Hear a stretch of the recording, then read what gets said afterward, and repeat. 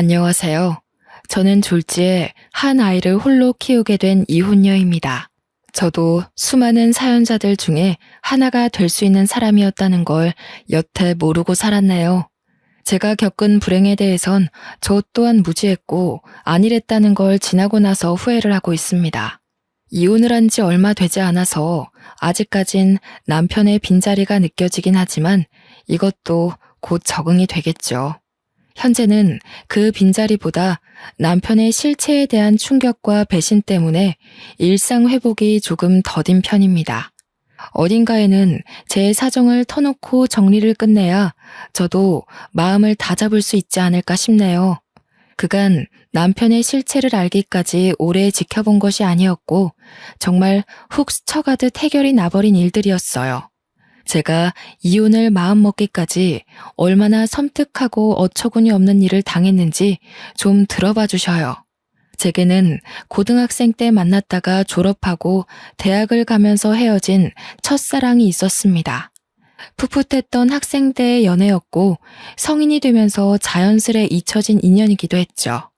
대학 다니면서 또 취직을 하고서 내내 연애를 해왔던 저는 나이가 들수록 점차 가벼운 연애를 기피하게 되더라고요.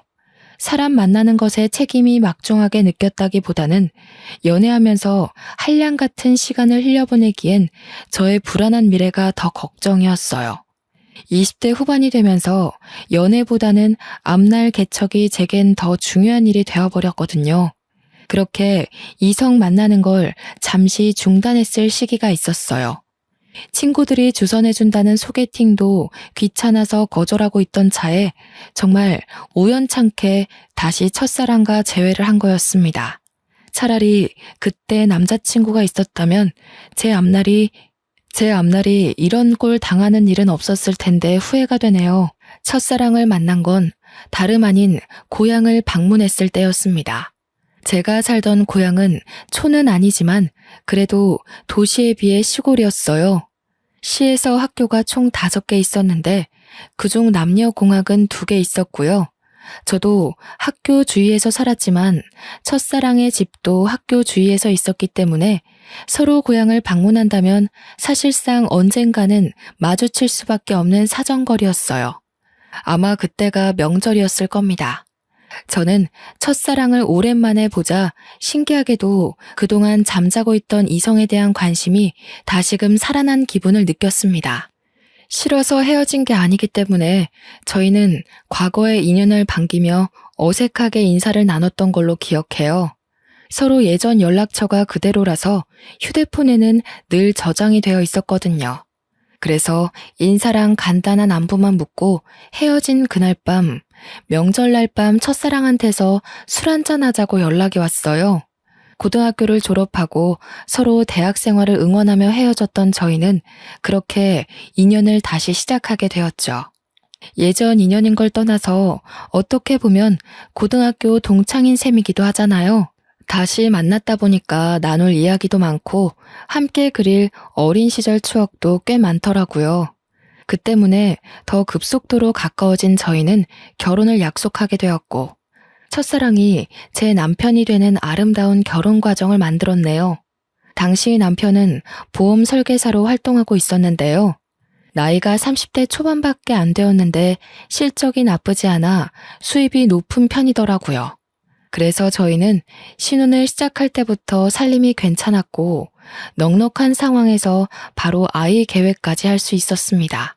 남편이 보험 쪽에서 그래도 꽤나 지위 있는 자리였다 보니까 출퇴근이 굉장히 자유로웠거든요. 근데 그게 제가 임신하기에 아주 적절한 환경이 되었어요. 부부가 둘 다 몸이 건강하다 보니 아이는 신혼생활 8개월 만에 바로 생겼어요. 어느 정도 신혼살림이 안정되게 만들어 놓고 바로 아이를 가질 셈이었죠. 피임을 한 번 안 했을 뿐인데 바로 임신에 성공한 저희는 정말로 기뻐서 양가 어른한테 자랑을 했고 배부르기 전에 양가 어른을 따로 찾아가 식사 자리를 따로 가졌습니다. 나는 당시에 너희 둘이 그런 인연이 있었다는 것도 몰랐잖니. 역시 부모가 자식을 다 안다고 해도 실상은 모르는 게 천지가 많네. 같은 고향 사람이 우리 며느리로 들어와서 내가 얼마나 마음이 편한지 모른다. 고향 사람과 결혼하는 게 좋지. 네 시애미는 멀리서 시집을 와가지고 가족도 없고 아는 사람 하나도 없는 곳에서 얼마나 고생을 했다고. 그걸 보는 내내 나도 마음이 안 좋았어. 그래서 며느리는 똑같이 만들고 싶지 않았거든. 사돈댁이랑 우리 집이랑 한 다리 건너 있으니 얼마나 좋아. 시댁에서도 친정에서도 저와 남편은 환영을 받았습니다. 특히나 시댁이랑 친정이 저희가 지연 관계라고 했을 때 정말 좋아라 하시더라고요. 명절 때 집에 방문하면 고생 안 하고 왔다 갔다 할 수 있겠다면서 말이죠. 시모는 언제 한번 제게 따로 전화해서 남편을 잘 부탁한다고 자기 아들이 저에 비해 많이 부족하다고 했는데요. 시모가 그렇게 저를 위해주는 마음이 제게 더 안정감을 주었습니다. 신혼 첫 출발 때만 해도 결국 돌고 돌아 만난 인연과 참 잘 만나서 결혼을 했다고 생각을 했었어요. 당시에는 남편과 운명적으로 시작한 만남이 너무 신기해서 혹시라도 우리가 만나지 못했더라면 이런 행복도 못 누리고 지나쳤을 기회였겠지 싶은 생각도 들 만큼 좋았습니다.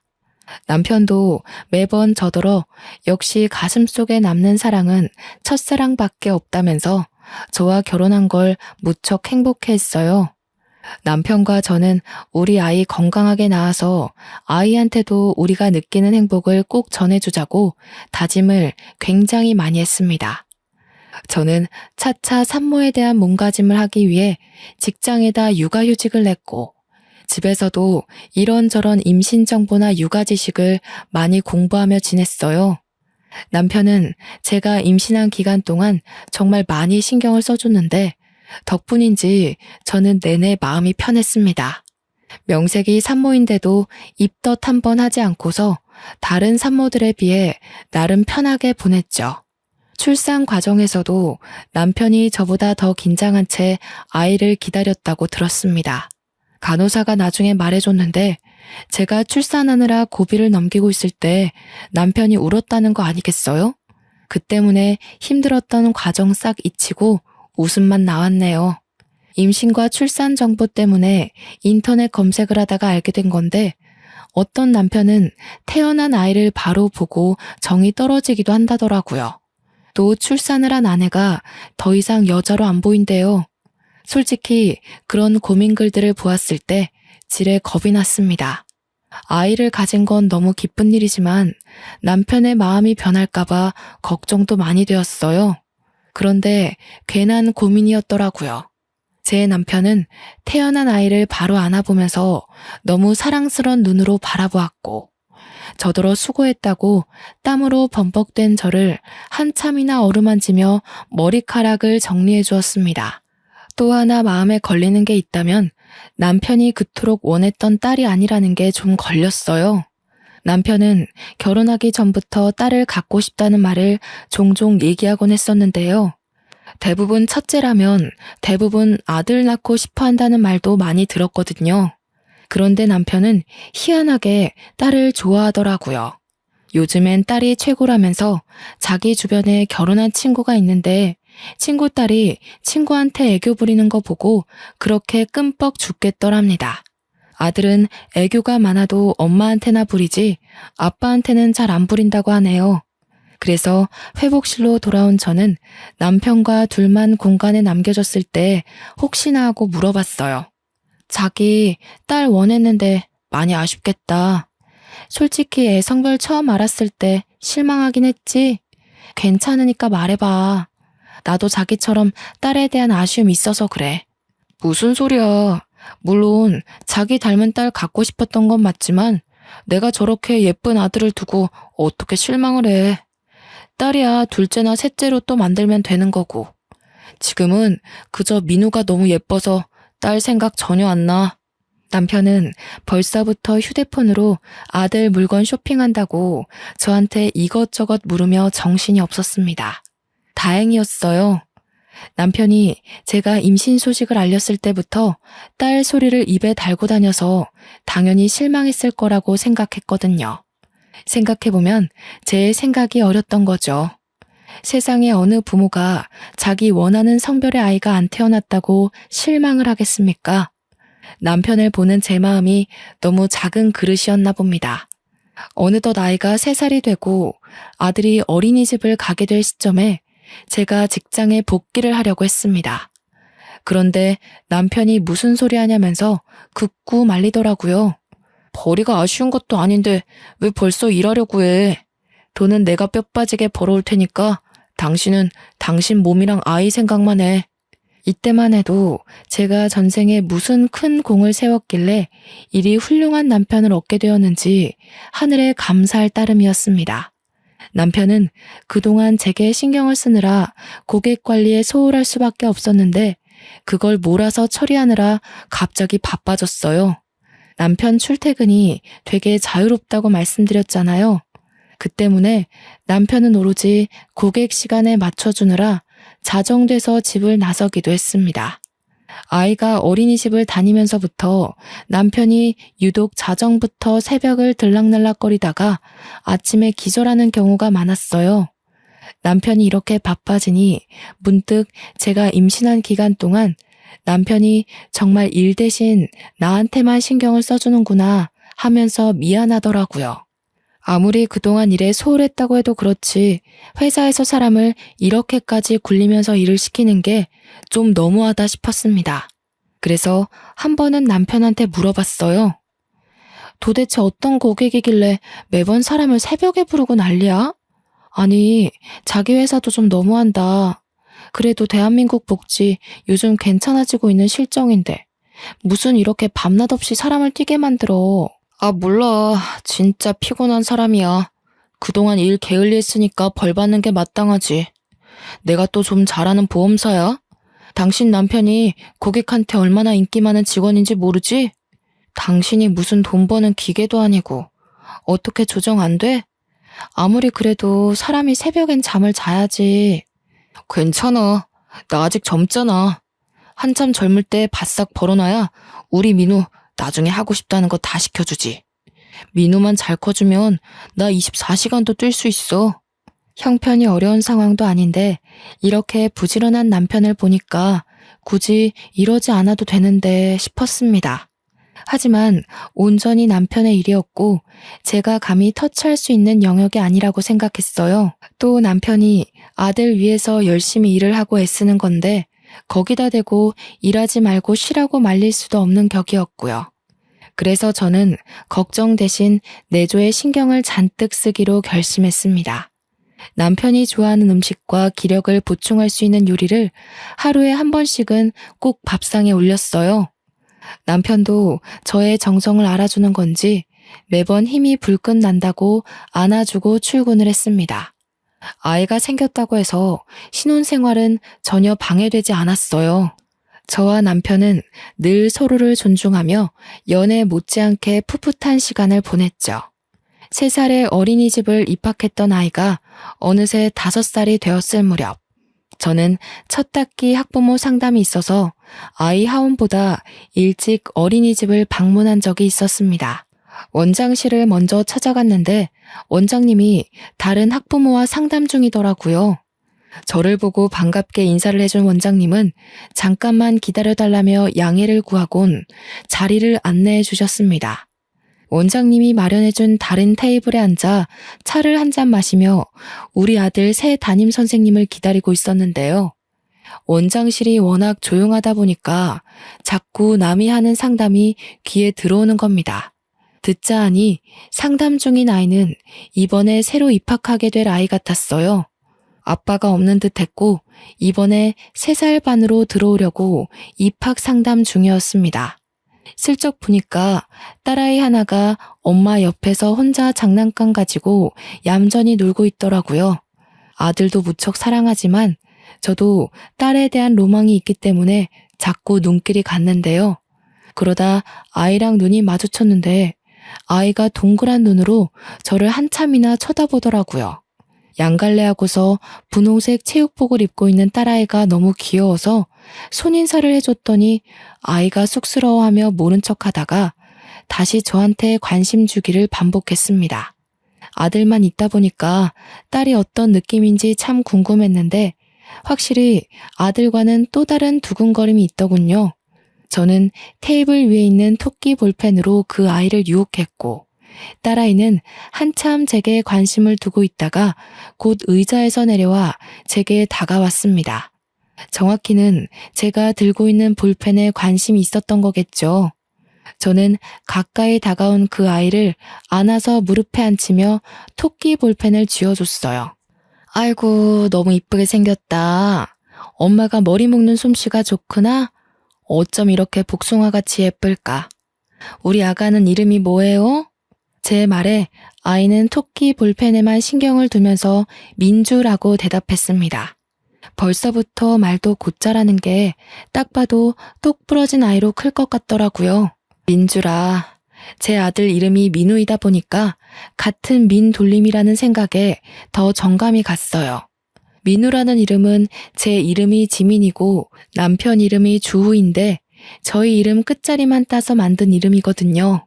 만약 둘째, 셋째까지 낳게 된다면 남편이 제 이름을 따서 민자 돌림을 하자고도 했습니다. 그런데요, 민주를 계속 구경하고 쓰다듬다 보니까 문득 오묘한 기분이 들기 시작하더라고요. 민주라는 이름 때문에 막상 우리 아들 생각이 나서 아들 얼굴이 같이 떠올랐는데요. 좀 착각일지 모르겠으나 어딘가 모르게 이 딸아이와 우리 아들이 좀 닮은 것 같은 느낌이 드는 거 아니겠어요? 물론 세상에 비슷한 아이 많으니까 그러려니 하려 했습니다. 애들은 자라면서 얼굴이 달라지니까요. 하지만 그게 한번 신경 쓰이기 시작한 후로 저도 모르게 상세히 민주 이목구비를 뜯어보게 되었는데 쌍꺼풀 없는 눈매도 그렇고 콧볼 모양도 그렇고 한쪽만 보조개가 들어가는 것도 그렇고 왠지 먼 사촌이라고 해도 사람들이 수긍하겠다 싶은 거 있죠. 원장님과의 상담이 끝났는지 민주의 엄마가 아이를 찾다가 곧 제품에 있는 아이를 보고서 죄송하다고 사과를 하며 애를 데려갔습니다. 아니에요. 민주가 너무 귀여워서 제가 불렀는걸요. 애가 어쩜 이렇게 이쁜지 모르겠어요. 저도 딸 하나 낳고 싶었는데 민주 보니까 더 그러네요. 이번에 입학하시나 봐요? 네. 제가 둘째를 가졌는데 그럼 첫째를 제대로 봐주기 어려울 것 같아서요. 웬만하면 5살쯤에 어린이집 보내고 싶었는데 애 아빠가 출장이 잦아서 안 되겠더라고요. 아빠가 없는 줄 알았는데 그게 아니라 기러기 가장인 것 같았어요. 하마터면 실수를 할 뻔했지 뭡니까. 그렇게 민주 엄마와 간단히 안면을 트고서 저도 상담을 마친 뒤 우리 아들과 같이 하원을 했습니다. 아들한테 떡볶이 한 컵을 사주고 집에 들어갔는데 도착하자마자 신발장 앞에 있는 남편과 마주쳤어요. 남편이 집에 있는 줄도 몰랐습니다. 깜짝 놀라서 언제 왔냐고 어디 가냐고 하니까 업무용 태블릿을 깜빡해가지고 집을 지나가는 길에 잠시 들러서 챙겨간다고 왔다네요. 그러고는 바빠서 얼른 가봐야 된다고 하길래 조심해서 가라고 저도 급히 배웅을 했죠. 그 와중에도 아들 바보인 남편은 아들이 주는 떡볶이까지 한 입 먹고 나갔습니다. 남편 바쁜 거야 우리 아들이 어린이집을 다니기 시작할 때부터 그랬으니까 그러려니 생각하고 넘겼어요. 그러나 바로 그날 저녁 남편이 친구 아버지 상 때문에 집에 못 들어갈 것 같다고 빈소에서 바로 출근해야겠다면서 먼저 자라고 하더군요. 친했던 친구의 아버지 상인데 결혼한 친구도 아닌데다가 외동이라서 친구 혼자 빈소를 지켜야 된대요. 그래서 남편이랑 다른 친구들이 도와주기로 했다고 합니다. 그랬구나. 당신 오늘도 얼마 못 자고 출근했잖아. 무리되지 않게 시간 나면 눈 좀 붙여. 친구분들이랑 돌아가면서 도와줘도 되니깐. 잠도 못 자고 출근하다가 혹시 졸음운전으로 사고 날라. 알겠어. 민우랑 밥 먹고 내 걱정은 하지 말고 자. 혹시나 집에 들릴 수 있으면 들어갈게. 참, 민우가 동물원 가고 싶다고 하더라고. 이번 주말에 시간 빼놓을 테니까 당신도 알고 있어. 가정도 챙기고 자기 마누라도 아들도 잘 챙기는 남편이라 저 또한 남편의 안위가 늘 걱정인 사람입니다.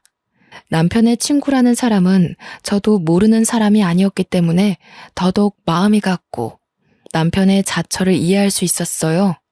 그래서 저도 그 전화를 끊고 내내 마음이 안 좋았죠. 왜냐면 아버지 상을 당한 남편 친구는 예전에 한번 남편이 친구들 만나 술 마시고 뻗는 바람에 만난 적이 있었거든요. 혹시 또 언제 무슨 일이 생길지 몰라서 제가 그때 그 친구와 연락처를 주고받았었어요.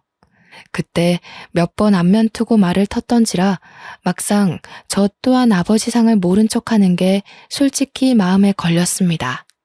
몇 번을 고민 끝에 바쁠 테니 문자라도 남길까 싶어 결국 연락을 했는데요.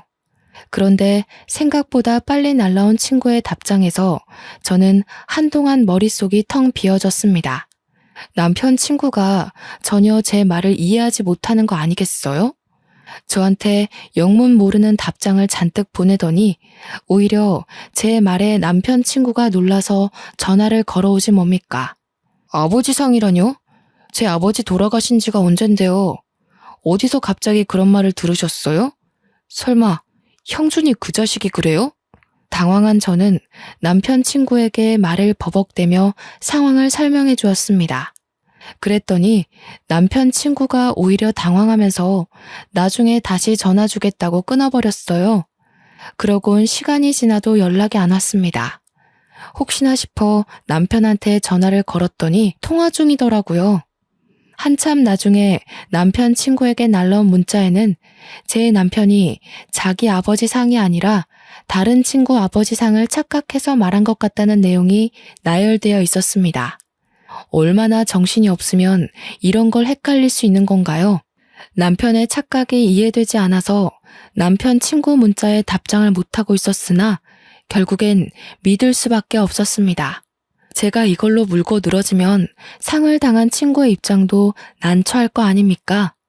친한 친구의 아버지가 돌아가신 거니까 정신이 없었을 수도 있겠다 생각하며 그렇게 최대한 애써 이해하는 쪽으로 마음을 다잡고 있던 중이었습니다. 그때 아들이 태블릿 하나를 들고 오면서 게임 틀어달라고 졸랐는데요.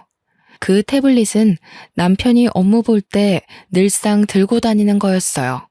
저는 남편 친구한테 죄송하다는 문자를 쓰다 말고 놀라서 아들을 잘 설득해 태블릿을 다시 빼앗았습니다. 그런데 남편이 분명 낮에 태블릿 챙겨간다고 집에 들렸지 않습니까? 어째서 이게 아들 손에 있는 걸까요?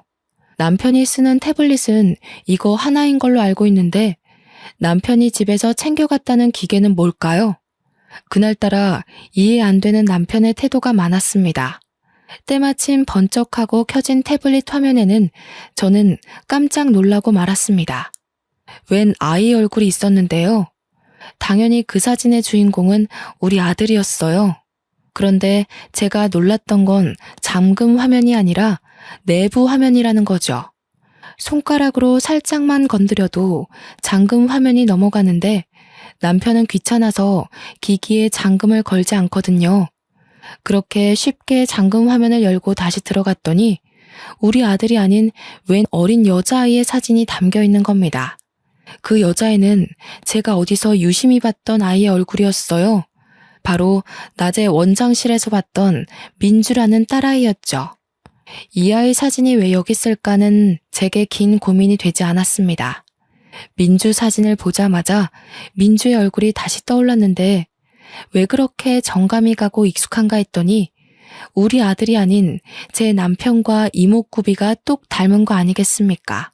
그걸 깨닫는 순간 제 머릿속 회로는 남편의 모든 모습을 의심하기 시작했고 온몸의 털이 바짝 솟았습니다. 대체 이게 무슨 의미일까요? 왜 제 남편과 이 여자애가 닮았으며 왜 남편 태블릿에 이 딸아이의 사진이 저장되어 있는 거죠? 민주는 저도 낮에 어린이집에서 본 게 처음이었어요.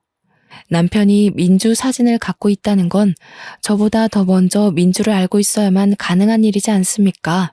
그 사진만 바라보며 멍청하게 서 있던 저는 머릿속에 떠오르는 또 다른 사람, 민주 엄마를 생각하자 출장을 많이 간다는 민주 아빠의 존재가 설마 내 남편은 아닐까 하는 의심이 들기 시작했어요. 한번 꼬리를 무는 의심은 걷잡을 수 없이 번져갔고 저의 온 머릿속을 지배하고 말았습니다. 저는 남편 곁에서 언뜻 봤던 고객 정보 데이터를 찾아 들어갔어요. 민주 엄마의 이름을 모르니까 수많은 정보를 뒤져도 찾기가 쉽지 않더라고요. 그러다 정말 기가 막히게 제게 하나의 목록이 눈에 들어왔는데 아기 실비보험으로 등록된 민주 이름이었습니다. 그걸 눌러보니 아이 개월수상 제가 알고 있는 그 민주가 맞는 듯 했어요. 저는 그걸 휴대폰으로 찍고 그곳에 적힌 주소를 당장 찾아갔습니다. 어처구니 없었던 건 주소가 참 익숙하더군요. 이 여자 동네가 우리 고향이지 뭡니까? 심지어 제가 학교 다닐 때 지나가면서 많이 봤던 그 아파트더라고요. 저는 친정에 먼저 들려서 아들을 맡기고 그곳을 찾아갔습니다. 경비가 없는 아파트였기 때문에 여자 집 대문 앞까지 들어온 건 어려운 일이 아니었어요. 하지만 막상 초인종을 누르는 게 겁이 났습니다. 당시에는 이걸 누르는 순간 행복했던 제 결혼 생활이 산산조각 날 게 두려웠거든요. 눌렀는데 만약 진짜 남편이 여기서 나오면 어쩌나, 친구 아버지 상을 당했다는 게 거짓이면 어쩌나, 그럼 나랑 내 아들은 앞으로 어찌 살아가야 하나 여러 가지 걱정이 들면서 눈앞에 닥친 현실을 부정하려고 망설였던 것 같아요. 그때 안에서 사람이 나오려는지 문 앞에서 웅성대는 소리가 들렸는데요. 쓰레기 버리는 걸로 어쩌고 저쩌고 대화를 나누는 중이었습니다. 저는 문과 가까워진 그 목소리에서 이미 마지막 남은 희망을 모두 내던져 버렸어요.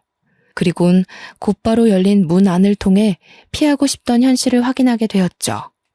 아악 하고 볼품없게 소리 지른 남편이 진심으로 놀라 나자빠지는 거 아니겠습니까? 더 안쪽에서는 무슨 일이냐며 뛰쳐나온 여자가 하나 있었는데요. 바로 민주 엄마였습니다. 민주 엄마는 유부녀 같지 않게 야시시한 잠옷을 입고서 민주를 안고 있었어요. 보아하니 민주가 감기라도 걸린 건지 아픈 것 같더군요. 민주 엄마 손에는 저번 달에 우리 아들이 아픈 바람에 급하게 샀던 노란색 체온계와 같은 게 쥐어져 있었어요. 그제야 저는 남편이 태블릿 핑계로 몰래 집을 왔다가 불이 나게 나갔던 이유를 알았고, 친구 아버지 상을 핑계로 집에 못 들어온다는 말까지 이해가 되었습니다. 그 모든 게 다 불륜을 저지르고 있었기 때문인 거예요. 어떻게 여기를... 여보, 그러니까 이게 있잖아. 저 사람은 내 친구 동생인데 친구가 같이 있다가 잠깐 앞에 담배 피러 갔거든? 어떻게 네가 나랑 민우를 두고 이런 짓을 벌일 수가 있어? 너는 여기가 장례식장이니? 네가 나한테 뭐라고 거짓말했는지도 까먹은 거야?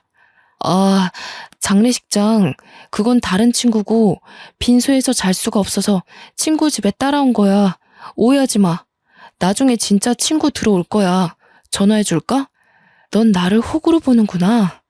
이 상황에서도 잔머리 굴릴 생각밖에 없어? 너 같으면 이 상황에 네 변명이 신빙성 있다고 생각하니? 오해라고 설득하고 싶으면 저 아이랑 너 친자검사부터 해보지 그래? 뭐? 뜬금없이 친자검사를 왜 해?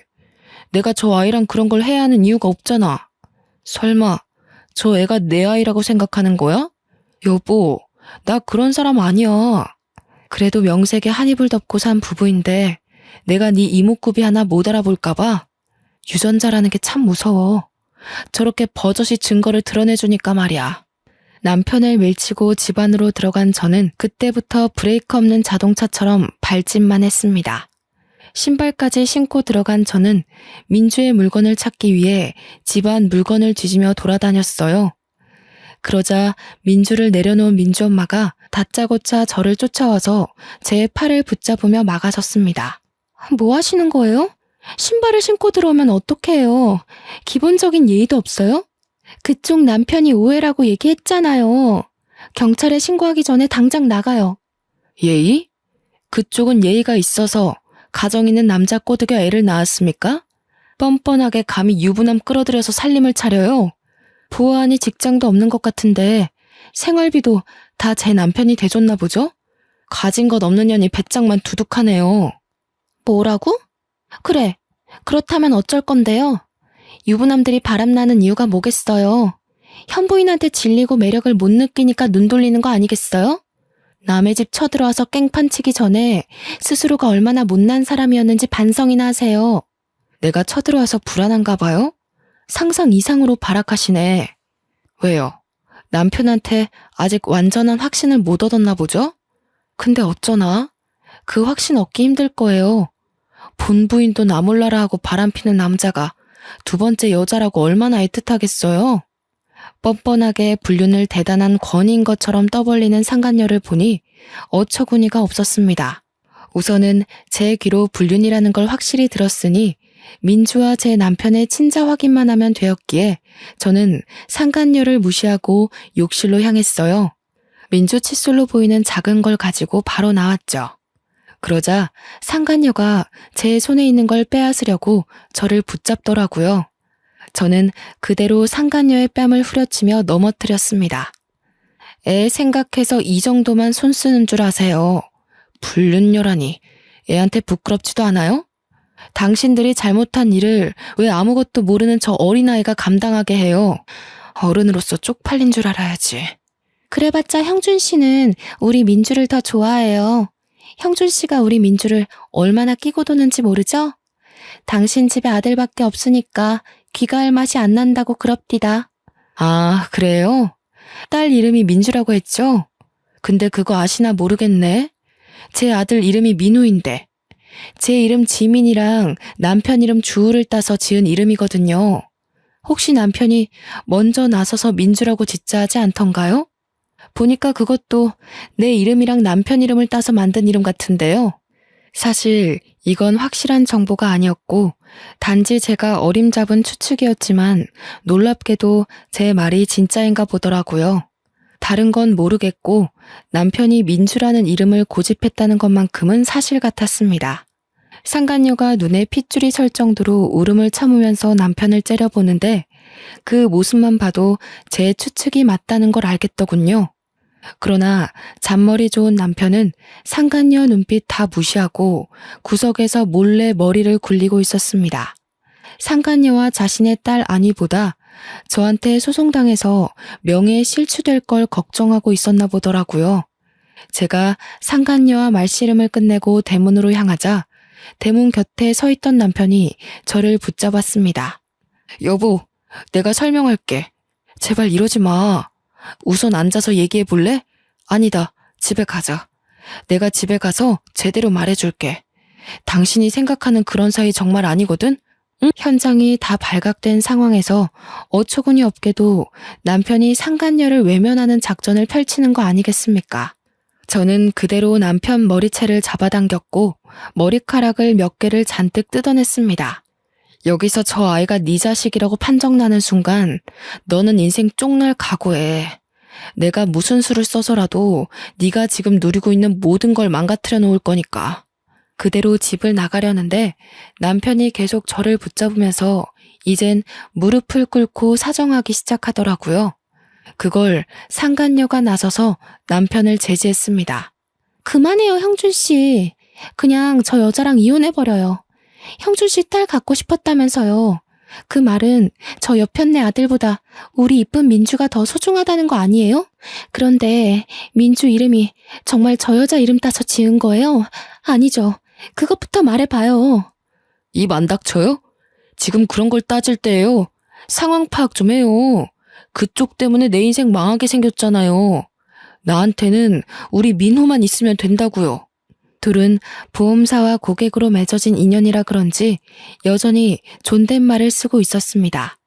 민주 나이를 보면 둘의 관계가 3년이나 지속되었을 텐데도 똑똑한 남편이 상간녀와 계속 거리를 두고 있었나 봅니다. 그렇단 말은 저 상간녀랑 언제든지 끊어낼 준비를 하고 있었다는 건데 그렇다면 더더욱 애를 만들지 말았어야지. 불륜 과정에서조차 무책임했던 남편이 더없이 형편없게 느껴지더군요. 저는 다리를 잡고 안놔주는 남편과 상간녀 때문에 신경질이 나서 신발장에 내버려진 쓰레기를 주웠습니다. 쓰레기 봉지를 잡아 뜯어서 둘에게 냅다 뿌려주고 집을 나왔어요. 모든 걸 지켜보면서도 울음 한 번 안 터뜨리던 민주와 마지막으로 눈이 마주쳤던 것 같은데 그 어린 딸아이가 놀랐겠지만 어쩔 수 없었네요.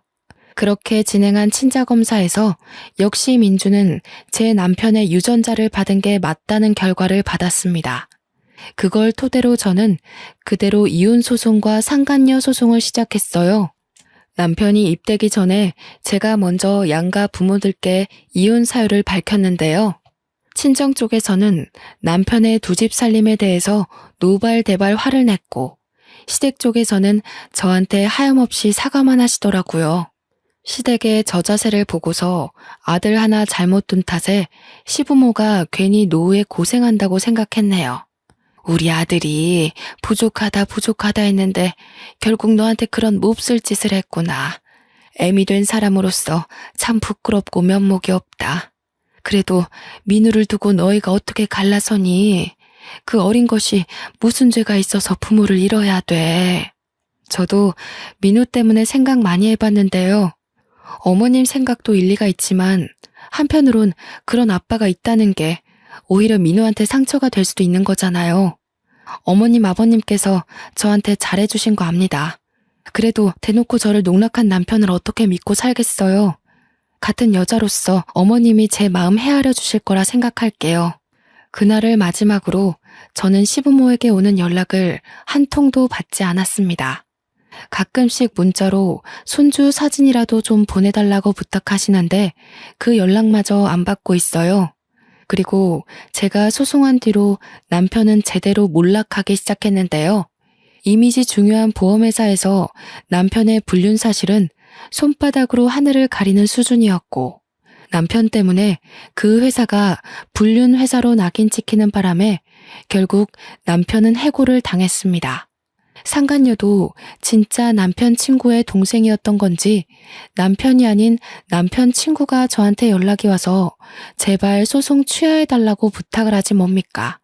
자기가 여동생 교육 똑바로 시키겠다고 집에 형편이 어려워서 위자료 내려면 빚까지 내야 된다고 하더라고요. 제가 소송을 취하해주면 그 상간녀는 평생 반성도 안 하고 제 욕만 하면서 살 거 아닙니까? 남편도 빼앗겨, 아이 아빠도 빼앗겨, 가정도 빼앗겨. 이 상황에 돈이라도 챙겨야 되지 않겠냐고 욕심내는 사람 따로 있고 호구 잡히는 사람 따로 있냐고 했더니 남편 친구가 아무 말도 못하는 거 있죠.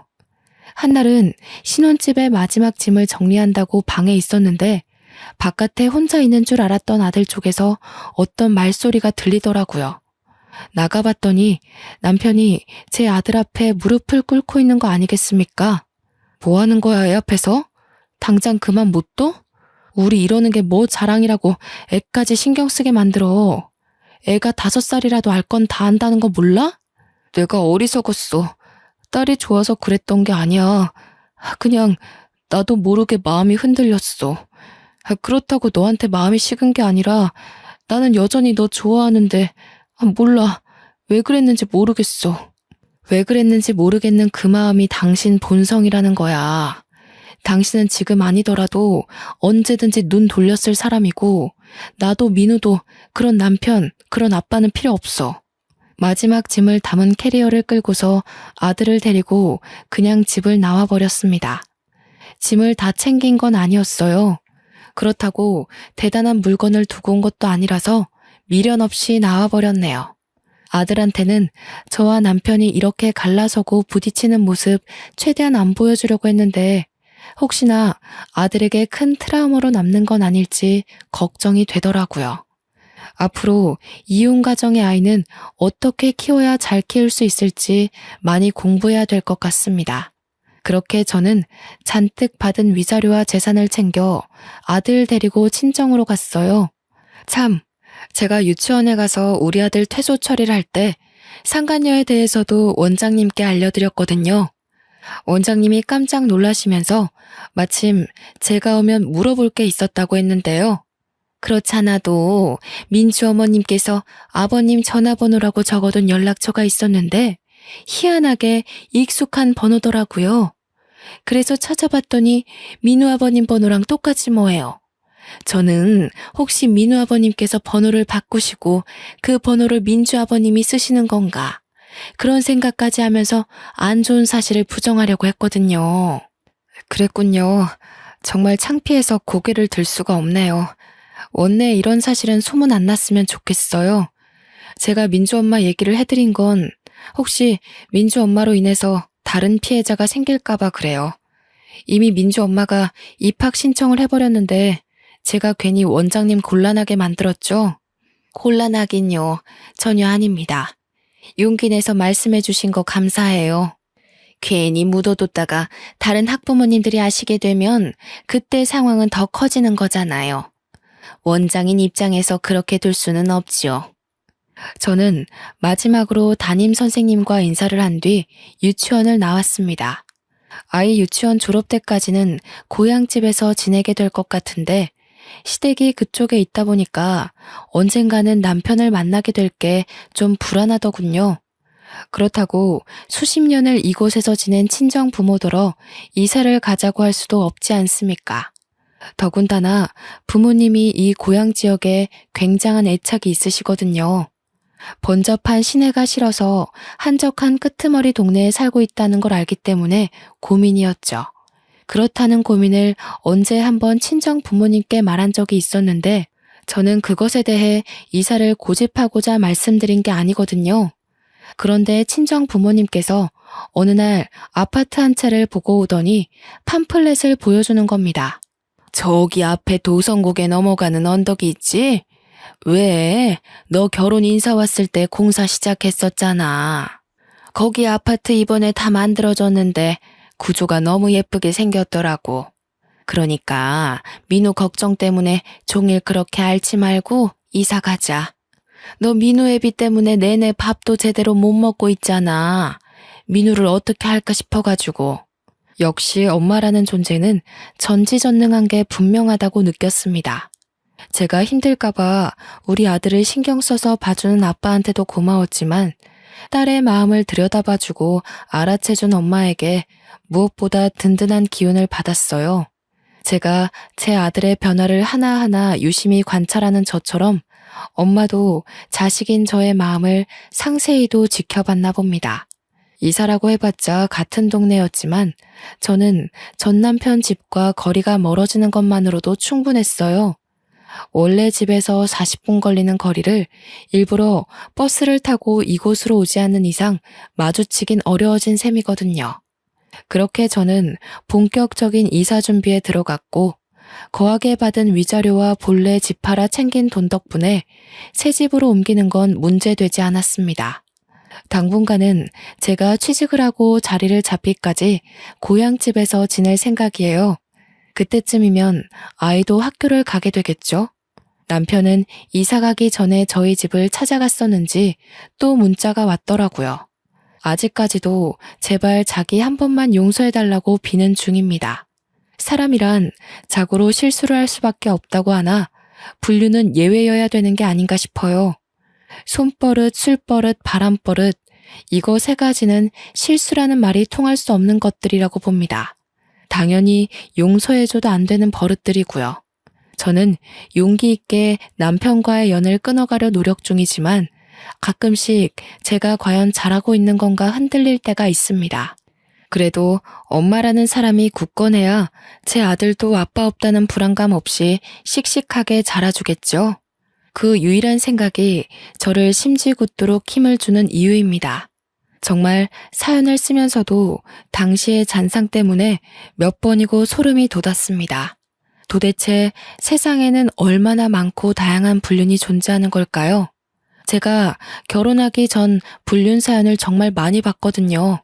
남편이란 작자가 바람을 필 때 어떤 표정과 태도를 취하는지도 지나가는 식으로 봤었는데 역시 직접 당하는 순간 모든 게 백지 상태가 되어버리네요. 제가 지금까지 들려드린 불륜 사연, 저는 어디에서도 들어보지 못한 전개였는데 혹시 다들 비슷한 사연자 보셨을까요? 남편 닮은 애를 보고 불륜을 눈치채게 된 또 다른 사연자 이야기를 들은 적이 있다면 좀 알려주세요. 그 사람은 어떻게 대처를 하셨는지 문득 궁금합니다.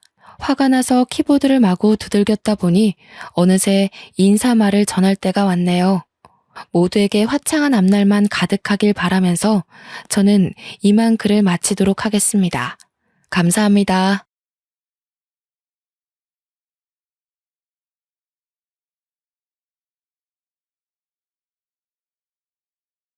안녕하세요. 아직 아이는 없고 남편과 재미있는 신혼을 누리고 있는 새댁입니다. 지나가다 사연을 듣기만 했지 어디 내볼 생각으로 찾아온 건 이번이 처음이에요. 그동안 사연을 써볼 만한 이야기거리가 없어서 생각을 못 해본 거일 수도 있겠네요. 저는 예비 부부로서 결혼을 앞두고 있을 시기에도 문제 한 번 없었고 시집을 워낙 잘 온 덕에 고부간의 갈등 또한 손톱만큼도 겪어본 적 없는 사람이거든요. 며느리로서 저희 시댁과 전혀 문제없이 지내왔다는 겁니다. 그렇다면 뭐가 제 심기를 건드려 이렇게 사연을 찾아왔냐면요. 바로 동서 문제 때문이에요. 제게는 저보다 나이 3살 많은 동서가 있습니다. 아, 정확히 말하자면 동서가 아니라 동서가 될 뻔했던 예비 동서가 맞겠네요.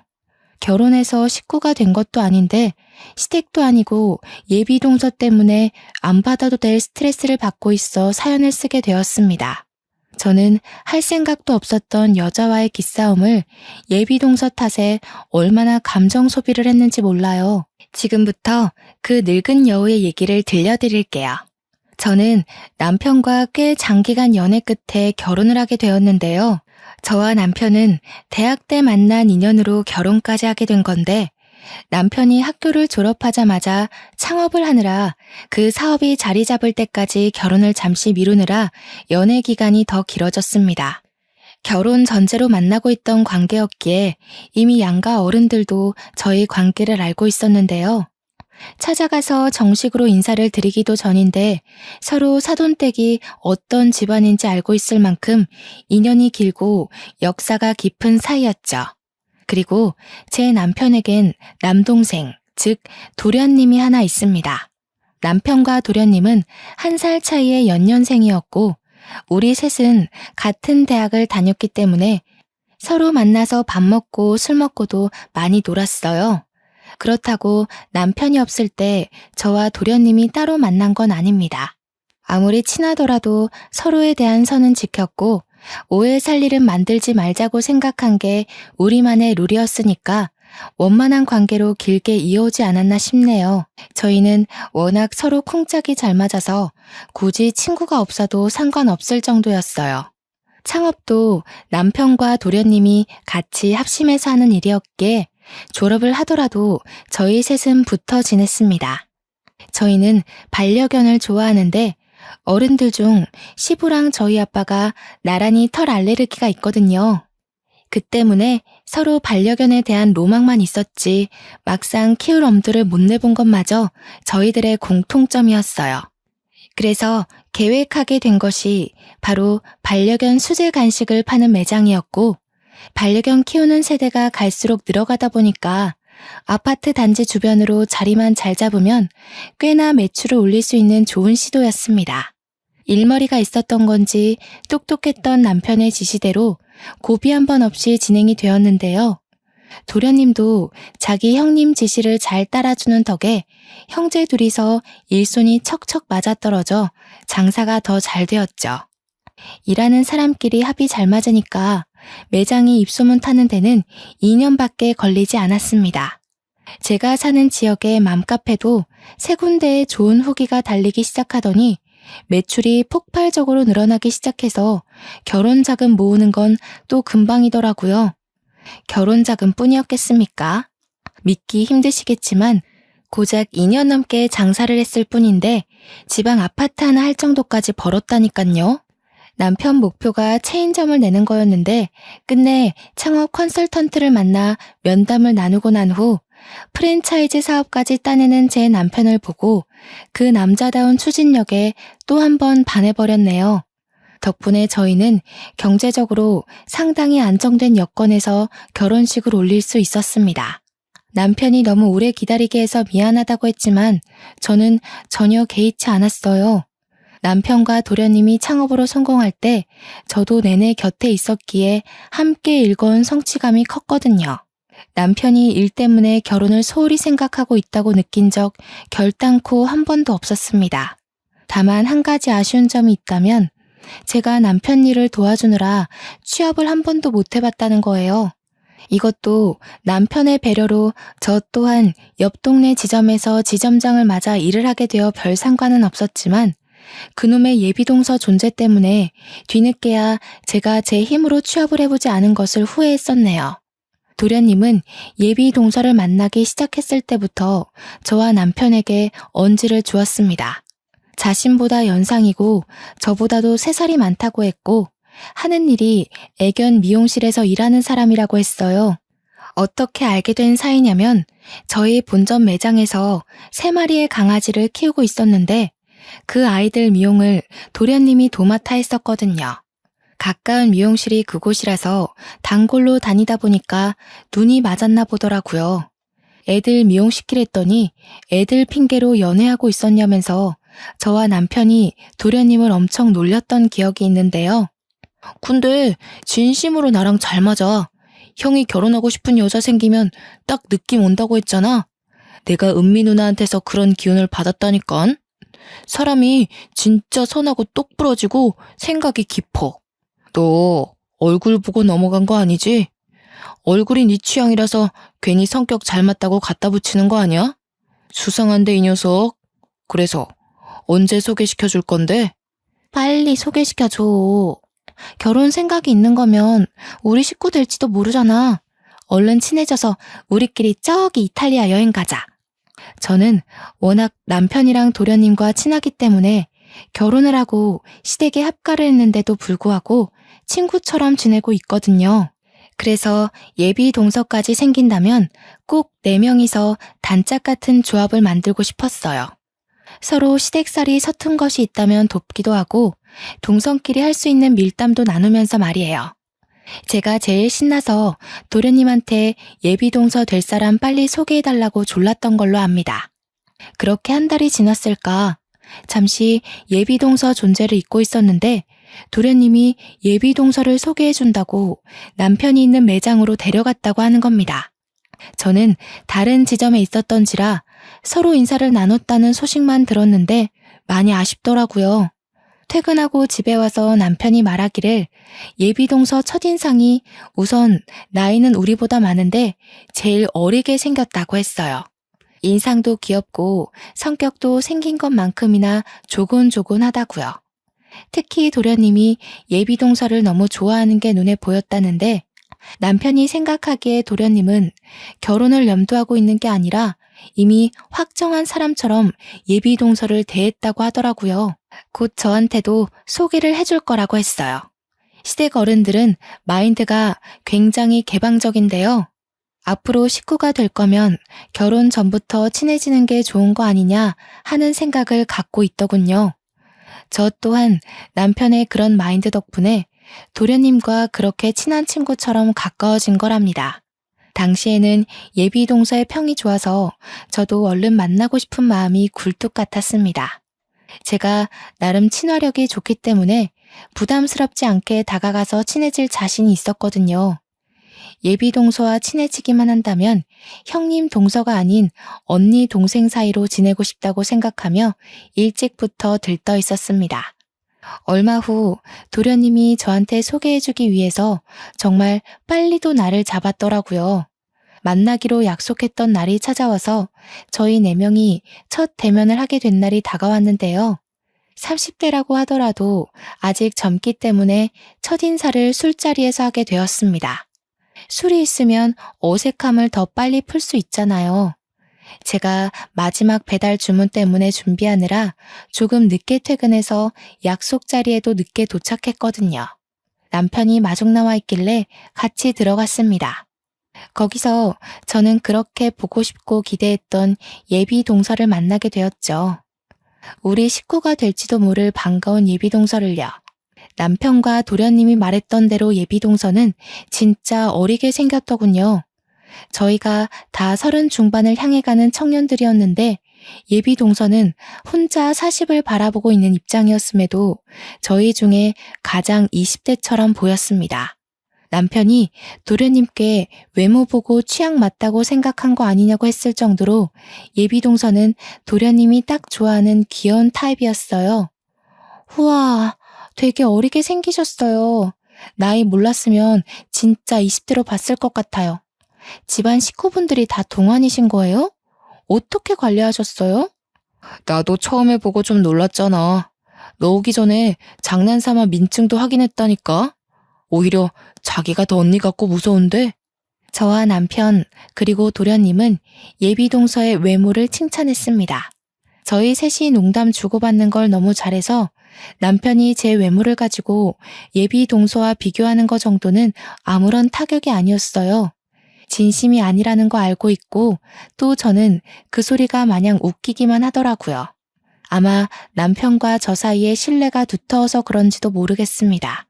예비 동서는 낯을 많이 가리는지 첫 만남에 어색해하며 대화 잘 못 꼈는데요. 저희가 질문을 해도 배시시 웃기만 하고 대답을 잘 못하더라고요. 제가 나름 남편과 도련님을 제치고 예비 동서한테 분위기를 맞추며 대화를 많이 시도했는데도 예비 동서는 저를 좀 불편해하는 기색이었습니다. 남편이랑 도련님 질문에는 호응을 하는 것 같은데 제 질문에는 얼버무리며 대답을 하는 것 같기도 했어요. 내가 형님 되는 입장이라 불편해서 그러는 건가? 아니면 내가 동생같이 안 생겨서 그런가? 싶으면서 갈수록 별 생각이 다 들더라고요. 물론 저와 예비 동서의 어색함만 아니면 자리 자체의 분위기는 좋았습니다. 저와 남편, 도련님이 친하다고 해서 우리끼리만 아는 대화를 한 게 아니기 때문에 예비 동서도 남편이랑 도련님과 어울리는 대화에서는 거리낌이 없었어요. 저는 계속 술자리에서 예비 동서를 1순위로 챙기며 뭔지 모를 마음의 벽 같은 걸 깨부수려고 했네요. 그런데 말이죠. 제가 바로 이날 아주 어처구니 없는 일을 당했다는 거 아니겠습니까? 예비 동서와 친해지려고 기대했던 그 자리가 반대로 예비 동서와의 관계를 초박살 내는 자리가 될 줄은 전혀 몰랐는데요. 남편과 도련님이 담배를 피러 간 그때 제가 참 당혹스러운 경험을 했습니다. 나이가 34살이라고 그러던데 반말해도 되지? 나 진영이랑 결혼까지 생각 중이야. 셋이 워낙 친하다니까 들었겠네. 알다시피 내가 너보다 3살은 많잖아.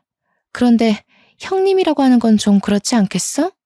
그러니까 어른들 앞에선 형님 동서 하더라도 이런 데서는 그냥 언니라고 해줘.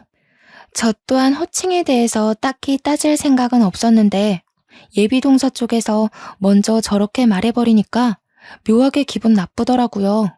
설명할 수 없는 반감이 들었다고 해야 하나? 또 예비 동서는 저한테 그걸 말하기까지 기다렸던 사람처럼 남자들 전부 나가니까 표정이 싹 바뀌는데 순간 잘못 본 줄 알았습니다. 이랬다 저랬다 하면 오히려 헷갈리죠. 친하지도 않은데 그냥 형님 동서하는 게 맞지 않아요? 호칭은 좀 친해지고 나서 바꿔도 늦지 않을 것 같은데요. 굳이 밖에서까지 형님 동서하는 건 웃기지 않아? 형님 대접 엄청 받고 싶나 봐. 설마 내가 동서로 들어간다고 형님 노릇하면서 사람 굴릴 생각 있는 건 아니지? 저는 대접이 받고 싶은 게 아니라 어이가 없어서 굳이 말꼬리를 잡고 늘어졌던 겁니다. 저 또한 예비 동서와 친해지면 일찍부터 호칭을 편하게 바꾸려고 마음먹고 있었거든요. 그런데 반말하자는 의논도 없이 혼자 말을 놓더니 저더러 융통성 없게 굳이 호칭 고집하는 사람 취급을 하잖아요. 이게 초면에 들으면 기분 나쁜 말 맞지 않습니까? 술자리를 가진 지 한두 시간은 흘렀을 때거든요. 그래서 저는 예비 동서 성격을 어느 정도 알아봤다고 생각했습니다. 그런데 세상에나 만약 남자들이 담배 핀다고 자리를 비우지 않았다면 저는 한동안 예비 동서의 성격을 모르고 계속 치근덕거렸을 거 아닙니까? 알아서 성격을 드러내주니 앞으로 제가 어떻게 태도를 취해야 할지 대충 감이 잡혔어요. 잠깐의 파동이 일고 나서 남편이랑 도련님이 돌아왔는데요. 그 이후로 다시 보는 예비동서의 언행은 하나부터 열까지 참 여시 같더라고요. 원래 앵앵거리는 목소리인 줄 알았는데 남편이랑 도련님 앞에서만 그런 코맹맹이 소리를 내는 거였습니다. 그리고 제가 또 예비동서한테 속았던 부분은 반달 같은 눈웃음이었어요. 지켜보다 보니까 남자들을 자기 사람으로 만들려고 엄청나게 애를 쓰고 있더군요. 같은 여자인 저도 저 여우짓에 속았으니까 당연히 남편과 도련님은 모를 테죠. 그 기분 좋은 술자리에서 저만 찝찝하고 감정이 상했는데 어중간하게 분위기를 망치고 싶지 않아서 남편과 도련님한테 굳이 언급하진 않았습니다. 나중이라도 말을 해야 하나 말아야 하나 고민했어요. 도련님이 예비 동서의 말에 끔뻑 넘어가는 상황인데 거기다 대고 제가 예비 동서에 대한 평판을 안 좋게 말하면 뭐라고 생각하겠습니까? 증거도 없고 뭣도 없는데 그렇게 말했다간 자칫 남 뒷담화하는 걸로 비춰질 것 같아서 뭔가 조심스럽더라고요.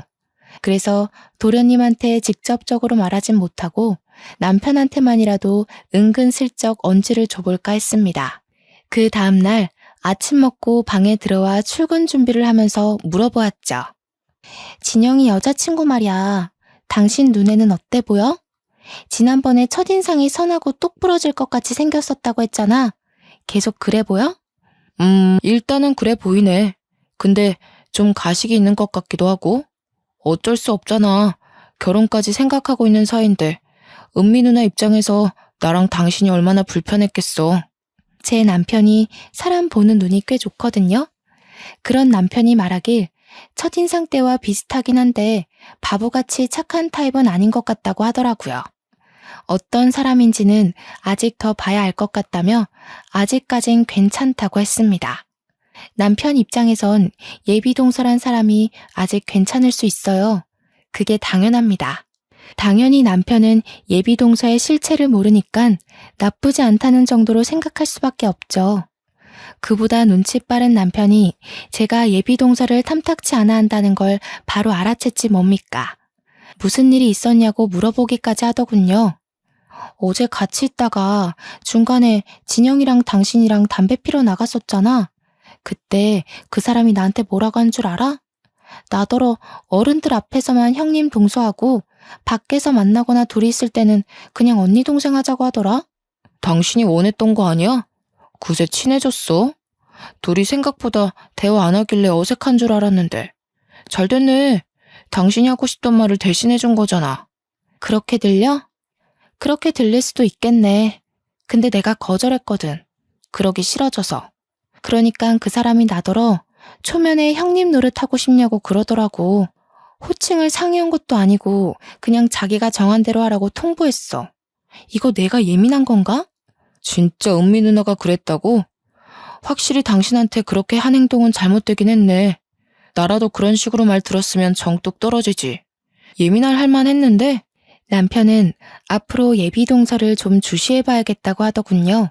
남편은 늘 다른 사람 말은 듣지도 않고 항상 제 말을 우선순위로 두는 사람이에요. 남편 말로는 제가 거짓말을 하면 티가 난다고 하네요. 제가 하는 모든 말은 자기가 구분할 수 있다고 했어요.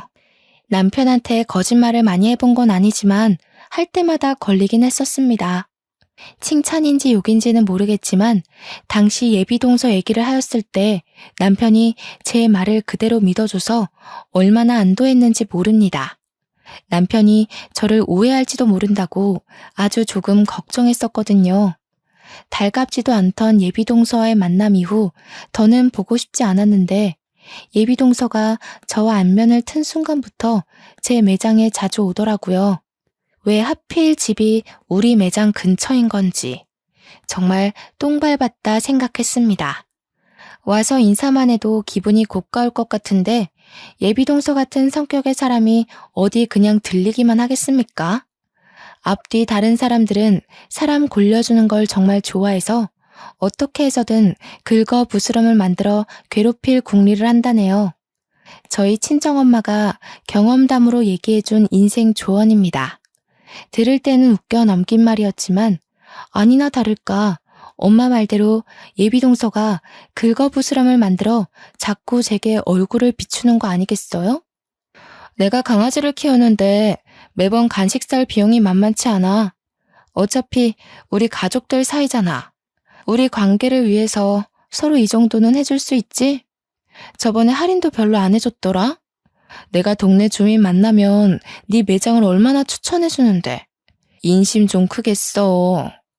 그런 의미로 오늘은 이 간식 5개만 가져갈게. 지난번에 와서 할인해달라고 그렇게 사람 신경을 박박 긁더니 이젠 별 말 같지도 않은 변명을 하면서 아예 공짜로 달라고 하지 뭡니까. 심지어 제가 동의를 하지도 않았는데 허락 없이 무작정 간식을 가방에 넣더라고요. 솔직히 좀 어이없어서 뒤늦게라도 싫다고 거절을 했습니다. 돈을 내셔야죠. 가족이 된 것도 아니고 가족이라면 식구 잘 되게 매출을 올려줘야 하는 게 맞지 않나요? 추천 같은 거 안 해줘도 저희 가게 장사 잘 되니까 괜히 헛고생하지 마세요. 채영아, 내가 지난번에 우리 아빠 뭐 하는 사람인지 말해주지 않았어? 우리 아빠 박물관 관장이야. 내가 돈이 아쉬워서 이러는 것 같아? 너가 앞으로 나랑 어떤 관계가 될지 보려는 거야. 그러니까 그쪽이 대체 뭐라고 저를 이렇게 시험하는지 모르겠는데 일단 그 반말 좀 안 했으면 좋겠거든요. 지난번에 술자리에서 그쪽이 제안한 호칭에 저는 동의 안 한 걸로 아는데요. 나도 네가 동서라는 이유로 너한테 반말해버리면 기분 나쁠 거 아니니 은미야. 제가 대놓고 반격해오자 키도 조망만한 게 눈에 바짝 힘을 주며 째려보는데 별로 무섭지 않았습니다. 귀찮고 지쳐서 그냥 가라고 손을 휙휙 내저었더니 꼴에 나이 많은 언니라고 저한테 무시당하는 게 싫었나 봐요. 보란듯이 걸려있는 간식 뭉탱이를 왕창 챙겨서 가방에 넣는 거 아니겠습니까? 내가 네 본색 진철 씨한테 말 안 하는 걸 다행으로 여겨. 진철 씨가 너 그렇게 못된 애라는 거 알고 있니?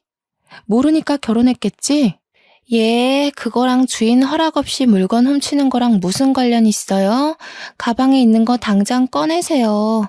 어머니 저희는 남입니다. 사장과 손님 관계라고요. 웃기고 자빠졌어.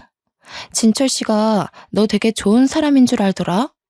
네가 나한테 저지른 물에 밝히면 이혼 소송 당할 텐데 괜찮겠어? 소송? 어이가 없는 협박이라 순간 웃음이 터졌습니다. 그러나 제 웃음에 또 열받은 건지 예비동서가 갑자기 휴대폰을 꺼내더니 제 얼굴 앞에 어떤 화면을 들이밀더군요. 진영이랑 진철 씨, 벌써 내 말에 끔뻑 넘어가는데 어떡하니? 이거 보이지? 너 말고 우리 셋만 있는 채팅방도 있어. 가소로운 장난으로 여기고 무시하려 했는데 예비동서가 보여준 화면엔 정말 저 빼고 만들어진 채팅방이 있었습니다. 그도 잠시 예비동서가 금세 거두어가는 바람에 셋이서 무슨 대화를 나누는지는 보지 못했어요. 순간적으로 남편을 향한 굳건한 신뢰에 금이 살짝 갔는데요. 당황한 제 모습을 보곤 예비동서가 기고만장한 표정으로 간식 몇 개를 더 챙기더라고요. 저는 처음으로 남편과 도련님을 향한 신의가 흔들리는 바람에 그렇게 나가버린 예비동서를 붙잡을 생각조차 하지 못했습니다. 퇴근하고 남편을 기다리면서 예비동서가 보여줬던 채팅방만 내내 떠올리고 있었습니다. 제가 이걸 남편한테 물었을 때 남편이 당혹감을 드러내면 엄청 크게 실망할 것 같은데 그게 좀 두려운 겁니다. 저희가 시댁에서 합가를 하고 있다고 했잖아요. 시댁 집이 크기도 했고 또 시부모 인정이 좋아서 제가 굳이 분가를 생각해보지 않았기 때문인데요.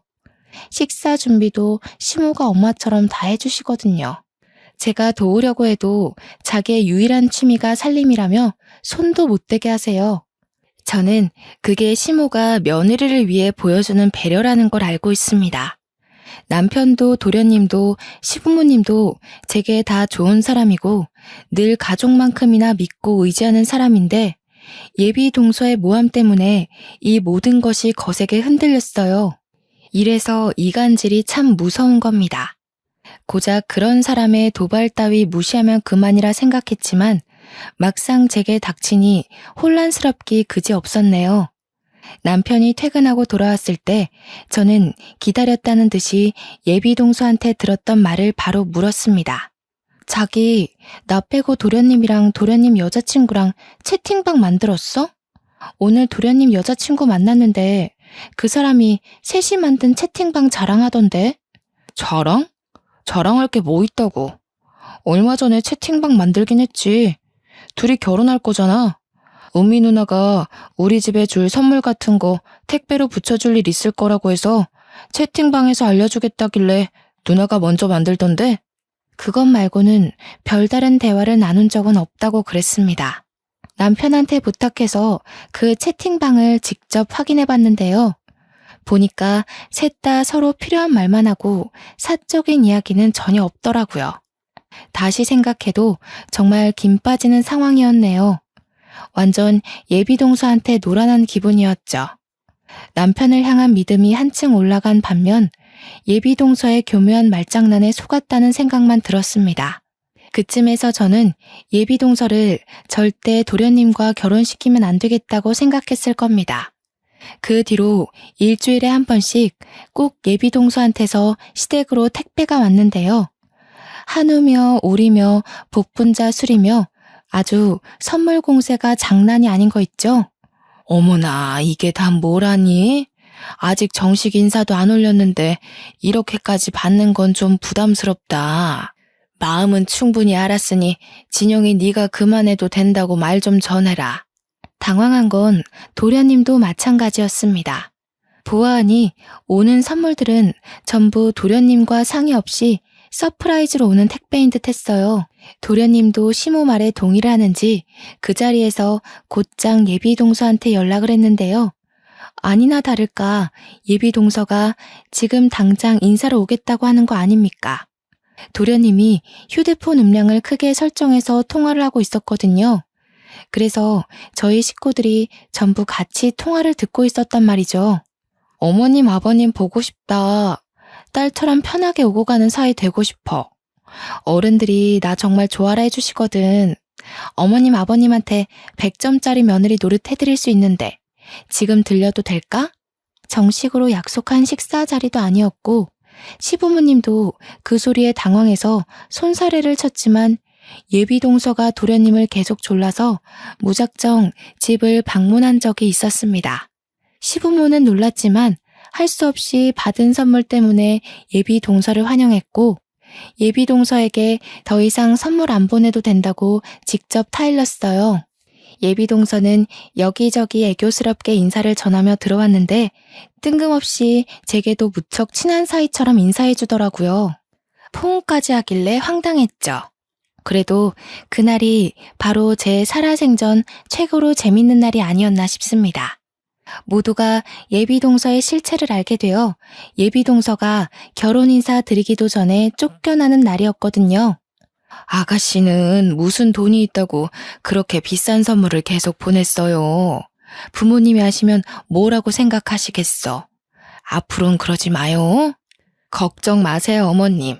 저희 집이 박물관하고 있거든요. 저희 형편에 부담될 선물들은 아니니까 편하게 받으셔도 돼요. 제가 지금은 애견 미용실을 운영하고 있는데 나중에 아빠가 박물관 자리 물려주겠다고 하셨거든요. 그럼 제가 어머님 아버님께 거하게 쏠게요.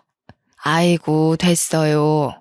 지금도 거하게 많이 받았는데 뭘 얼마나 더 해주려고. 귀한 집 딸내미 벌써부터 등골 빼먹는다고 우리 욕먹어요. 어머님 아버님도 두 아들 잘 둔 덕을 보셔야 하잖아요. 아들이 잘나서 잘난 며느리까지 얻게 된 이득이 어떤 건지 제대로 보여드릴게요. 그 말은 지금껏 집안에 하나 있는 며느리인 제가 시부모에게 해준 것도 없고 보잘것없는 며느리라 욕하는 거 아닙니까? 저한테 직접 말한 건 아니라지만 역시나 교묘하게 돌려 말하는 예비동서의 말 때문에 또 슬슬 감정이 상하기 시작했습니다. 이미 잘난 며느리 하나 있는데요, 뭘. 우리는 지금도 며느리 덕 엄청 보고 있어요. 채영이 하나만으로도 이미 시부모로서 누릴 건 다 누렸어요. 은미라고 했던가? 우리 둘째랑 결혼하면 뭐 해주려 하지 말고 그냥 우리 아들이랑 잘 살아주기만 하면 돼요. 어머님, 그건 며느리한테 대접 안 받아보셔서 하는 소리죠. 요즘 며느리의 효도는 옛날처럼 현모양처인 여자가 아니에요. 능력 좋아서 용돈 두둑히 챙겨주는 사람이지. 시부모님은 아직 며느리도 되지 않은 예비동서의 말을 계속 부담스러워하는 듯 했으나 결국엔 귀여운 애교로 봐주셨습니다. 저녁상 자리를 정리하고 다들 과일 먹는 시간에 저와 남편은 잠시 방에 들어왔는데요. 너무 화딱지 나는 마음에 제가 남편에게 한풀이를 좀 했습니다. 진짜 저 사람 왜 저래? 자기는 못 느꼈어? 자꾸 나 건드려보는 것 같지 않아? 난 진영이랑 저 여자 결혼하는 거 절대 반대야. 저 여자 가면 진영이랑 대화 좀 해보려고. 그래도 괜찮지? 내가 촉이 좀 좋은 편이잖아. 사실 나도 당신이랑 똑같이 느꼈어. 진영이 앞이라서 말은 안 했는데 은미 누나가 은근 내 와이프 무시하네. 한두 마디도 아니고 계속 그러니까 나도 슬슬 짜증나. 남편과 저는 유독 사람 보는 눈썰미가 비슷했거든요. 역시 예비동서에 대한 생각이 완벽히 통해버렸지 뭡니까. 괜히 장기간 커플이 아니구나 싶어서 그 순간 잠시 분했던 마음이 풀렸습니다. 마음을 가다듬고 방에서 나갔더니 예비동서는 계속해서 시부모 곁에서 알랑방구를 끼고 있더군요. 제가 모습을 드러내니까 시모가 시계를 보더니 저한테 약 챙겨 먹을 시간이라고 알려주셨어요. 저는 예비동서 때문에 정신없어서 잠시 깜빡했던 약을 챙기기 위해 주방으로 갔습니다. 모두 저한테 관심이 쏠리자 예비동서도 제게로 쪼르르 달려왔는데요. 곁에서 제가 챙겨 먹는 한약을 구경하더라고요. 그 사이 시모는 잠깐 화장실 간다고 자리를 비웠고 시부는 진작에 방에 들어간 뒤로 내내 바깥을 나오지 않았습니다. 그 순간 얼떨결에 저와 예비동서만 마주하게 된 거죠. 남의 가게 물건 훔칠 때부터 알아봤는데 예비동서가 은근 욕심이 많은 편인 것 같더라고요. 한약을 만지작거리는 예비동서를 보니까 문득 골탕 먹이고 싶은 생각이 번뜩 떠오른 겁니다. 워낙 공짜 좋아하고 남의 것에 탐이 많은 사람이니 분명 제가 미끼를 던지면 걸릴 거라 예측이 되더군요. 무슨 약이 이렇게 많대? 이거 다 네가 먹는 약이야? 어디 몸이 안 좋나 봐. 괜히 몸 안 좋은 척하면서 집안일 안 하려는 핑계는 아니지? 그런 꼼수도 누구처럼 평소 하는 사람들이나 생각해내는 거고.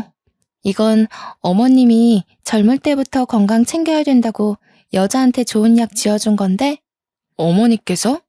너는 어머님이 해준다고 그대로 홀라당 받아먹니? 그나저나 자꾸 반말하네? 나랑 계속 불편하게 지내겠다는 거야? 그럴 리가. 나이 많은 걸 내세우고 싶으면 먼저 모범을 보여봐. 그 전에 이 결혼을 과연 할 수 있을지 모르겠네. 예비동서가 제게 한마디 더 쏘아붙이려는 그때 시모가 화장실에서 나왔습니다.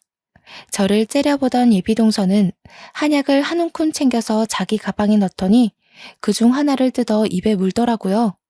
그리곤 시모한테 쪼르르 달려가서 또 아부를 떨기 시작했는데요. 어머님, 채영 씨한테 며느리라고 이런 것까지 챙겨주셨다면서요? 제가 이 집에 며느리로 들어오면 제가 어머님 아버님께 한약 지어드릴게요. 원래 이런 건 며느리들이 하는 건데 채영 씨가 좀 눈치 없었다. 그쵸? 예비동서가 한약을 쪽쪽 빨아먹는데 그 순간 온화하기만 하던 시모의 얼굴이 새빨개지면서 열이 확 올랐습니다. 그리곤 시모가 예비동서 손에 들린 한약을 바로 빼앗았어요. 여태 보여주지 않은 무서운 얼굴을 하며 예비동서에게 성을 내기 시작했죠. 어머, 이게 무슨 약인지 알고 손을 대는 거예요? 아가씨가 왜 이걸 먹어요? 내가 우리 채영이 임신 준비한다고 제일 비싼 한의원 가서 손수 준비한 건데 약재 하나하나 상담 받으면서 고른다고 얼마나 신경 쓴 줄 알아요?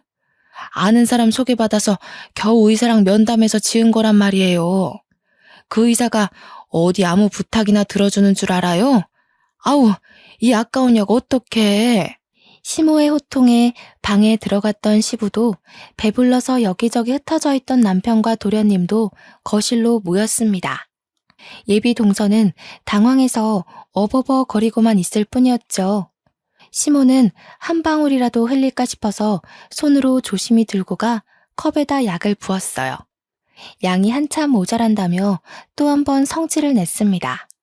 예비 동서가 뒤늦게 상황을 수습하고자 슬금슬금 시어머니 곁으로 다가오더니 어머님 하고 딱 한마디 했거든요. 그랬더니 시모가 인정사정 없이 예비 동서를 향해 반말을 퍼붓기 시작하는 겁니다. 어머님은 무슨 어머님이야? 내가 왜 네 어머님이야?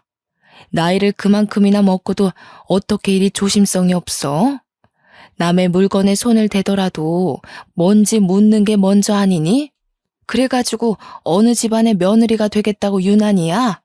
시모가 하는 말에 예비 동서가 그제서야 저의 꾀에 걸렸다는 걸 알고 저를 째려봤습니다. 그 모습이 너무 고소해서 시모 뒤에서 몰래 웃음 지었거든요. 그랬더니 열받은 예비 동서가 도련님한테 들러붙으며 불쌍한 척 연기를 하였는데 아직 자기 편이 있으니 든든하다 뭐 그런 표정도 뒤섞여 있었습니다. 전부터 느낀 거지만 예비 동서는 저한테 이 집에선 이 편은 없을 거라는 걸 보여주고 싶어 하더라고요. 유치한 질투에는 유치한 방법을 쓰는 게 가장 약이지 않겠습니까? 저 또한 예비 동서처럼 생전 해본 적도 없는 연기를 해버렸네요. 어머님, 그거 그냥 은미 언니 주세요. 안 그럼 저 또 무섭게 시달려야 돼요. 오늘 일을 빌미로 또 제 가게에 물건 훔치러 올 수도 있어요. 도련님 생각해서 말 못했는데 언니가 저더러 형님 대접받고 싶으면 자기한테 언니 대접이나 잘하라고 그랬거든요. 나도 아까 밥 먹을 때 느낀 건데 은미 누나, 왜 제 와이프 무시해요? 무시가 아니라 견제인가? 누나가 보기에도 제 와이프가 며느리로서 더 훌륭하니까 벌써부터 라이벌 심리 생겨서 그러는 거예요? 아니, 대체 이게 무슨... 그보다 가게에서 물건을 훔쳤다는 게 무슨 말이야? 누나, 언제 형수 가게에 갔었어? 왜 말 안 했어? 훔치긴 뭘 훔쳤다고 그래. 제가 말 이상하게 하는 거야. 내가 뭐가 아쉬워서 비용 지불도 안 하고 그냥 가져가겠어? 우리 집 돈 많아. 언니, 제 약도 가방에 잔뜩 훔쳐갔잖아요. 뭐 결혼하게 되면 저보다 더 노산일 테니까 같이 먹는 건 상관없는데 그래도 어머님께 말씀은 드리고 가져가시지. 저도 제가 이런 연기를 할 수 있는 사람인지 몰랐습니다. 누굴 따끔하게 혼내주려다 보니까 저절로 제 마음속에 억울한 내면이 튀어나와 발악한 것 같네요. 시모가 끔찍이도 아끼는 한약을 하나 먹은 걸로도 모자라 한 움큼 훔쳐갔다고 하니 시모 눈이 완전 돌아버리더라고요. 시모는 당장 예비 동서한테 달려가 예비 동서가 메고 있는 가방을 벗겼습니다. 그랬더니 예비 동서가 훔쳐간 한약들이 바닥으로 후두두 쏟아져 버렸죠. 이 여자가 도둑 맞구만. 이게 하나당 얼마나 하는 줄 알아? 네가 우리 집에 무단으로 보낸 택배보다 비싼 거야. 남편은 시모와 함께 한약들을 주워 얼른 냉장고로 옮겼습니다. 그 사이에서 도련님은 예비 동서의 성질머리와 도둑질을 했다는 사실에 놀라있기만 했는데요. 제가 남편한테도 예비 동서가 물건을 훔쳤다는 말까지는 안 했었거든요.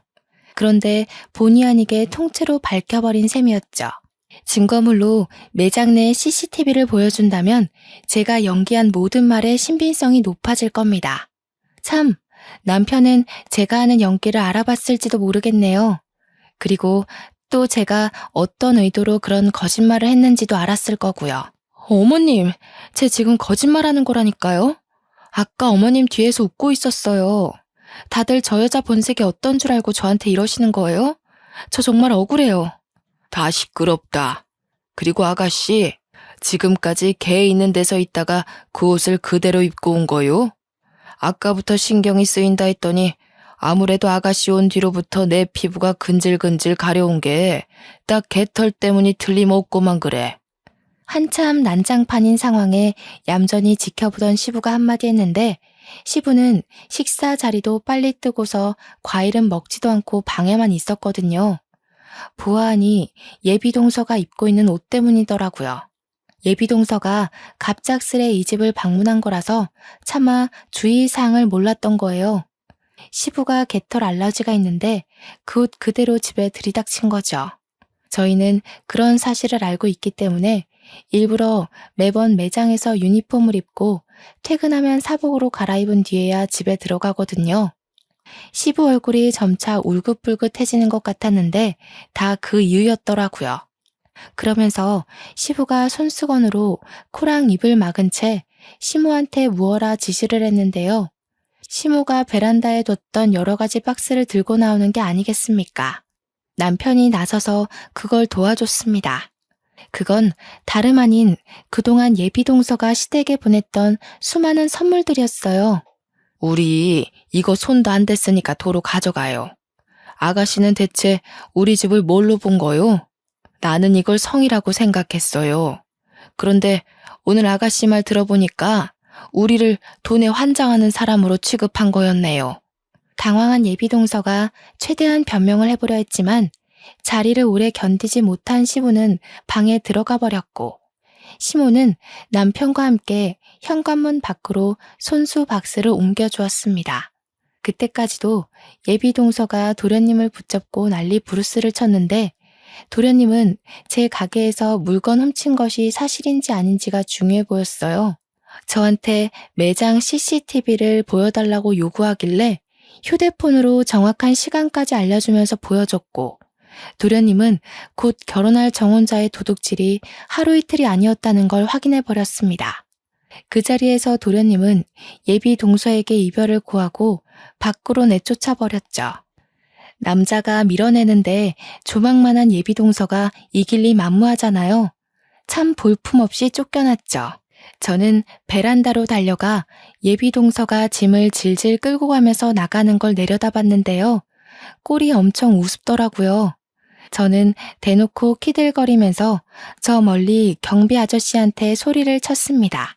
아저씨, 저희 502호예요.